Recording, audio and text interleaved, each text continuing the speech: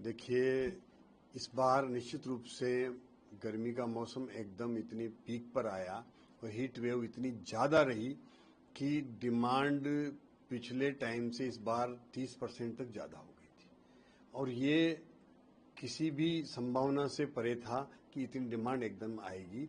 लेकिन फिर भी हमने पूरी गर्मी में ये प्रयास किया कि पिछली सरकार अपने कार्यकाल में निरंतर उद्योगों की बिजली काटा करती थी, घोषित बिजली कटौती किया करती थी और घंटों तक लाइट नहीं आती थी।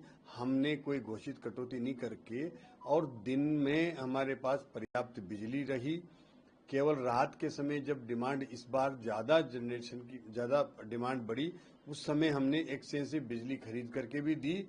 और पिछली सरकार ने जो बैंकिंग से बिजली रबी के सीजन में सर्दियों में उपयोग में ली, उसको भी हमने रोजाना लौटाया। इस समय इतनी डिमांड में भी हमने और प्रदेशों से पिछली गहलोत सरकार ने जो वादे किए थे उसको भी हमने पूरा किया, राजस्थान की लाज रखी।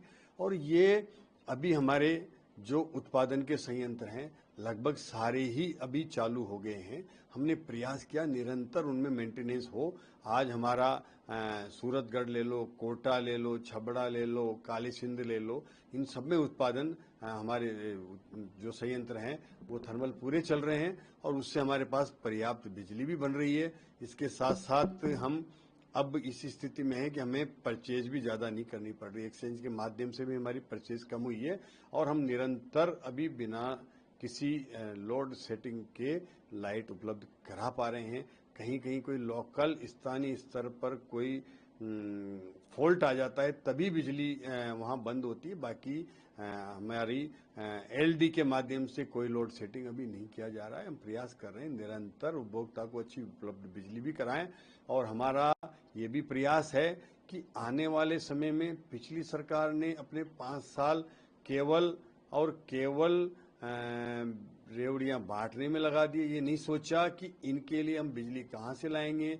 नए कृषि कनेक्शनों के लिए हमने जो जारी किए उनको हम कैसे बिजली मुहैया कराएंगे, हमारे उपभोक्ताओं को हम कैसे मुहैया कराएंगे, नई डिमांड को कैसे मीट आउट करेंगे, ये कुछ नहीं सोचा। हमने अभी से ही पहली तिमाही में ही ये सोच करके और एग्रीमेंट कर लिए हैं, एमओयू कर लिए हैं कि हम आगले वाले 15 साल की डिमांड को हमने मीट आउट किया और हम 32,000 मेगावाट की हमारी जो उत्पादन है उसको बढ़ाएंगे और उसके माध्यम से राजस्थान अब अग्रणीय राज्य बिजली उत्पादन में बनेगा।